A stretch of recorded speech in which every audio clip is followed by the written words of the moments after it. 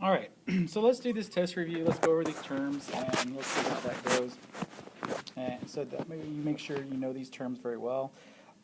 Let's just start off with, not that, this. The relation, again, is a set of ordered pairs. I might use the term a relationship where one input is paired to one or more outputs. There's your key part there, one or more. Whereas in a function, it's paired to only one output. So kind of keep that in mind that, what's the difference between those two? One or more would be a relation, one only or only one would be a function. If you need to pause on any of these, go ahead and pause, but I'm just going to keep it going.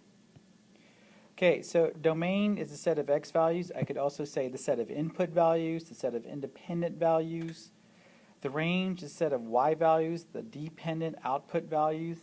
Mapping is a diagram showing how each input is paired to an output. And then on the next one,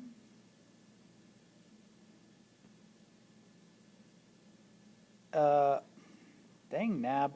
Okay, a variable is a letter or symbol that can have any value. Table is an ordering listing of input and output values. A graph is an illustration of ordered pairs or points, and the Cartesian coordinate plane is used to graph relationships between quantities. But I didn't put there between quantities. Let me pause this really quick and just check one thing. Okay, a function rule is an equation that shows the relationship between the input and output values. A function notation is a method for writing a function rule in terms of the independent variable. Continuous graph is a connected graph, one where you would connect the points, so something where you could have a half. Discrete, disconnected graph, or disconnected, I should have put there disconnected graph, which means you only have point to point. There's no line connecting the points. All right, so then if we look at this, on number 1 of the review, we have the cost of a bottle of water depends on the size. So what's the, if you read that correctly, depends on tells you. Whatever's in front of the word depends on would be your effect, your dependent. Whatever's after is your cause, your independent. So the cost or the size is the cause and the cost is the effect. So depending on the size, the cost will change. Okay, and then on the next one, number 2, an employee receives 2 vacation days for every month worked. You got to decide, is it that the vacation days, now notice I'm skipping the number, is it the vacation days depend on the months worked, or does the months worked depend on the vacation days? Well, your vacation days are determined by your months, so it should be vacation days. The input is the months worked, and that will help you figure out the output, which is the number of vacation days. And then when you look at something like number 3, be very careful. A very large animal will eat large amounts of food. Okay, well, we're talking about, we now know more specific, but let's be general. We're talking about the amount of food depends on the animal. Well, then we're talking about the size of the animal. And the amount of food, or a quantity, would be your dependent. Number 4, as I put more books into the more books in the box, it weighs more. Well, the amount of books would be my independent because that will help me decide how much it weighs. So there's number 4. Most of these are not, or shouldn't be very hard. Hopefully it should be very easy. Now, if you look at number 5, the domain is all the x values. You would have to list all those values individually, which is what I'm doing right here. The y is all the range values, and those are going to be listed also individually. On problems like 5, 6, and 7, you list them individually. It's problem number 8 where you have to start, like, say, putting them in boundaries. So there's my listing, and I just noticed all the x's and all the y's, and I copied them. That is a function, but keep in mind, the reason why is because if you look, every line coming off an x, there's only one line coming off each x. But what happens when I have 2 lines coming off the x?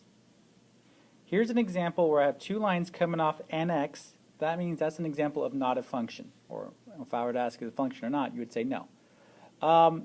Actually, I should say, is this a function or relation? It's either a function, yes, it's a function, or no, it's not a function. If it's not a function, it's a relation. Kind of don't like that question. I should maybe reword it. Okay, well, we'll see.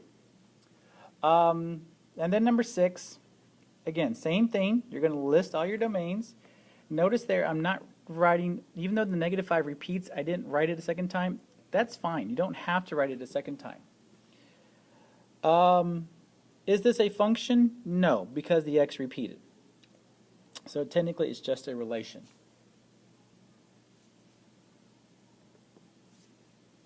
Number 7, again, you're just listing all the x's as your domain, all the y's as your range. These should be very easy problems. You shouldn't miss these at all. So hopefully y'all are going to, this is one of those tests I'm hoping that y'all do really, really well on, but make sure you're ready.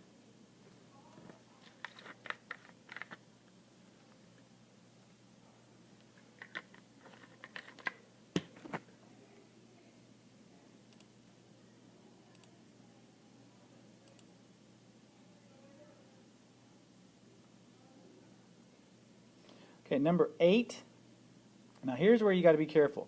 On a problem like number 8, you need to make sure you have them set as boundaries. So you have to have it like this, left and right, low and high. And that's something I would add to my note card. Okay, I would make sure I have this on a note card. This would hopefully make sure, because that inequality really is not going to change. So what's the furthest I am to the left? What's the furthest I am to the right? And you can see the furthest I am to the left is -6, the furthest to the right is 8. The lowest is about -6.5 and the high is about 6. Now I put this other little mini graph here just to kind of let you know. Be careful when you see something like curved like this. The endpoints are good for the left and the right, but you got to pay attention to the low and the high for the range, and they don't have to be at the endpoints. So kind of make sure you keep track. Somebody used to say what they used to do is make a box and then make note of what's the left, what's the right, what's the low, and the high to help them from the box. So maybe that helps, I don't know. And again, how do I know this one is not a function? Very simply, you can look at a vertical line test. And when you do a vertical line test, you can see here how this graph touches the line at 2 points, touches the vertical line. That means it fails the vertical line test, which means it's not a function. Okay, so let's fill in this cost. You should have seen me do it, but I started at $35, and then I was just taking 8 times all those numbers, 8 times 15, and then add 35 to get the fill in the rest of the table. Now notice there I did put in the number of t-shirts and the cost as your table, but you might have to fill that in yourself on the test. Hint, hint. Then let's see here. What's number 10? Number 10 was asking what's the dependent. The dependent is always the one on the right side of the table. The independent is the one on the left side. So your dependent is the cost. Your independent is the number of t-shirts. Your function is going to be 8 times the number of shirts plus 35 is equal to the cost. And then 13, just simply tell me like the cost depends on the shirts. That's simple enough. I don't need this kind of longer explanation here. All right, 14, that's me listing all the ordered pairs. So just took the table and basically made them to little points. And then 15 is just the graph. And that's what I did. Now this one was discrete because I can't have half a shirt. But what if I was saying something like, Joe is traveling at 10 miles an hour. Could I find out how far Joe has traveled in half an hour? Yes, I could. Something like that, I can probably go ahead and connect it. So keep in mind, that's a simple question to ask yourself. Could you find this answer? Would it make sense to have an answer that's like, let's say, half of something? I can't have half a shirt, but I can have half of an hour. So, kind of keep that in mind. If you have any other questions on this, please let me know. Just go ahead and send me a little quick thing on Edmodo, or just go ahead and just let me know in the morning. Thank you very much.